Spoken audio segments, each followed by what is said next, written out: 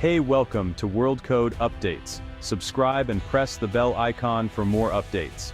The world is taken by surprise as an Iranian destroyer, proudly flying the green, white, and red flag, makes its unexpected appearance in the South China Sea, a region already fraught with tension and geopolitical intrigue. This bold move sees the Iranian vessel confronting a formidable Chinese blockade of a Philippine outpost, a flashpoint in the ongoing territorial disputes. It's the year 2025.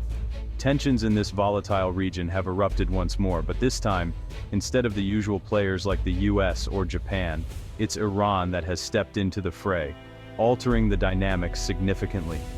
The sight of an Iranian warship defending a pro-American nation against China defies decades of established diplomatic precedent, challenging the norms of international relations. How did we arrive at this unexpected juncture? This scenario compels us to rethink global alliances and the unpredictable logic that governs international relations today. Both Iran and the Philippines have long resisted domination by superpowers, each seeking independence and autonomy in a world that often demands allegiance to larger powers. Their shared desire for self-determination and mutual respect forms the unlikely foundation of this emerging partnership, a bond that could reshape regional dynamics. Iran's dramatic entrance into this contested arena signals that the South China Sea crisis is no longer a regional issue. It has now gone global, drawing attention from all corners of the world. The conflict now draws in powers from the Middle East, transforming what was once a local standoff into a complex multipolar crisis with far-reaching implications. This single bold act could reshape the strategic landscape of the Indo-Pacific region for decades to come, altering the balance of power in unforeseen ways. The world's assumptions about alliances and adversaries are shattered, leaving leaders scrambling to reassess their strategies and diplomatic ties. The South China Sea, already a flashpoint of international tension, becomes the epicenter of a new, unpredictable confrontation that could have lasting global consequences. No one saw this coming, but it could very well change the course of the 21st century, altering the geopolitical landscape in ways we are only beginning to understand. Geopolitics is a three-dimensional chessboard, where every move is calculated and every alliance is a strategic play, rather than a simple handshake of friendship. In this high-stakes game, alliances are often marriages of convenience, not genuine friendships. Leaders may smile for the cameras, but beneath the surface, their motives are driven by necessity and self-interest. History is full of unlikely partnerships, like the US and Middle Eastern monarchies during the Cold War, when oil and security needs outweighed cultural and political differences, or consider the West and the Soviet Union in World War II, who set aside deep ideological divides to defeat a common enemy, showing that survival can unite even the most bitter rivals. When survival is at stake, nations set aside differences to confront a greater threat. The urgency of the moment often forces countries to cooperate, even if only temporarily. These alliances are driven by the need to balance power, especially when one nation becomes too dominant and threatens the status quo. The fear of being left behind or isolated pushes countries together. China's rapid rise has made many countries nervous, from its immediate Asian neighbors who feel the pressure on their borders, to distant powers like Iran, who see new opportunities and risks in the shifting global landscape. As China seeks to rewrite the rules of international engagement, other nations look for partners, even unlikely ones, to counterbalance its growing influence and protect their own interests. The logic is simple. Alone, they're vulnerable. Together, they stand a chance. Unity, even if temporary, can tip the balance of power. Such alliances may be temporary, but they're powerful while they last, often changing the course of history before dissolving when the threat passes. The Iran-Philippines partnership, once unthinkable, now makes strategic sense in a world where China's ambitions threaten many. What was once impossible is now a reality shaped by necessity. In international politics, necessity, not ideology, drives the most surprising alliances. Pragmatism often trumps principle when the stakes are high. The enemy of my enemy can quickly become my friend, as nations adapt to new threats and shifting power dynamics. In the 21st century, expect more of these unexpected coalitions. As the world changes, so too will the alliances that shape our future. Imagine the year is 2025. Tensions in the South China Sea have reached a boiling point. Chinese vessels escalate their aggression, forming a tight blockade around the Second Thomas Shoal, a remote but symbolically vital outpost. Over loudspeakers, they issue a stark ultimatum to the Philippines: withdraw immediately or face the consequences. In Manila, government officials and military commanders gather in urgent crisis meetings. The nation faces a dire choice: back down and risk losing sovereignty, or stand firm and fight what seems like a hopeless battle alone. Meanwhile, in Washington, the US hesitates, unwilling to risk a direct war with nuclear-armed China over a distant, isolated outpost. This moment of hesitation becomes pivotal, sending shockwaves through the region. China seizes the opportunity to test America's resolve, aiming to shatter US credibility and influence in Asia for years to come. In a swift and coordinated assault, Chinese forces disable communications, board the Sierra Madre, and detain the Filipino Marines stationed there, catching the world off guard. The Philippine flag falls from the deck, replaced by China's.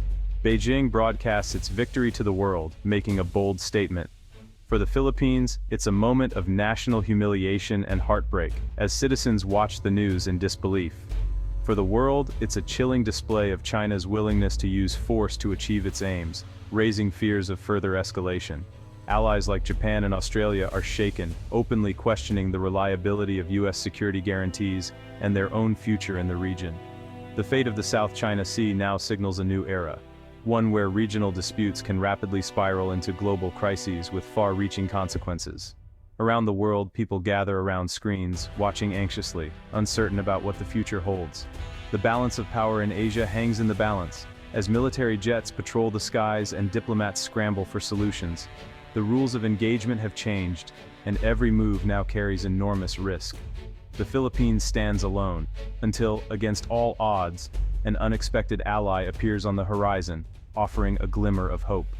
The crisis is just beginning, and the world holds its breath as events continue to unfold. China's aggressive moves are driven by a quest for regional dominance, resource security, and strategic advantage. The South China Sea is central to Beijing's vision of national rejuvenation and control over vital sea lanes. Its vast oil and gas reserves are a prize for China's energy-hungry economy. Militarily, the Philippines is a key part of the first island chain blocking China's navy from the Pacific. Breaking through this chain would shift the balance of power, threatening US bases and allies. Domestically, assertive foreign policy boosts the Communist Party's legitimacy and distracts from internal issues. A decisive victory here would be a propaganda triumph, consolidating power at home. For China, the South China Sea is about far more than territory. It's about shaping the future of Asia. A Chinese attack would send shockwaves through the world. The US faces a dilemma: intervene and risk war, or stand aside and lose credibility. Allies like Japan and Australia would scramble to respond, while ASEAN would be paralyzed by division. Regional powers would rearm, and some might even consider nuclear options. The economic fallout would be immediate: trade disrupted, markets rattled, and global recession looming.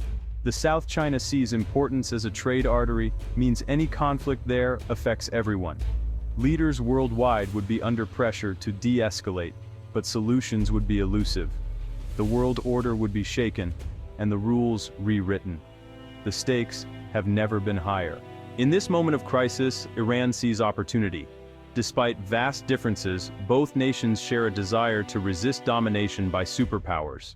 Iran, long isolated and sanctioned, seeks to break out and assert itself globally. The Philippines, wary of being a pawn, wants more independence. Both see China's rise as a threat: territorial for Manila, strategic for Tehran. By teaming up, they promote a multipolar world where middle powers have more room to maneuver. Iran brings military experience, advanced drones, and anti-ship tactics honed in the Persian Gulf. The Philippines offers Iran a strategic foothold in Asia, a new market, and a platform to challenge rivals. Historical ties, though subtle, provide a narrative for diplomats to build on. Both nations know what it's like to be caught between giants. Their alliance is about survival and mutual benefit.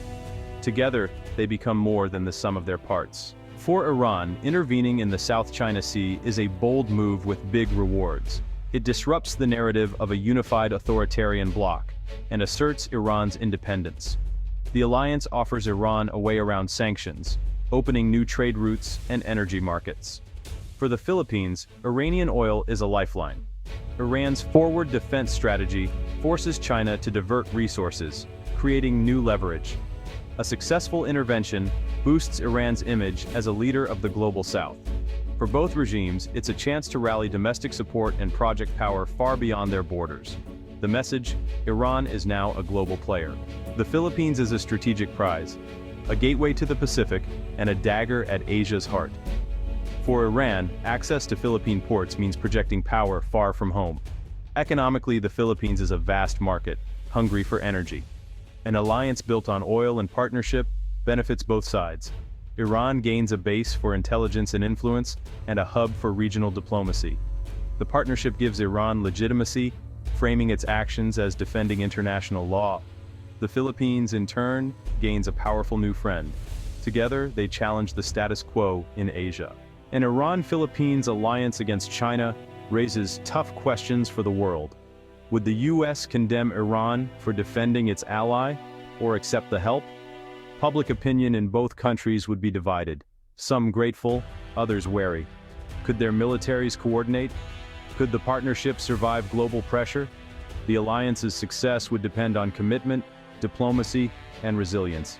Failure could leave both nations more isolated than before. This scenario is a powerful reminder: the international order is fluid, not fixed. Today's enemy can be tomorrow's ally. The rise of new powers means new rules and new players.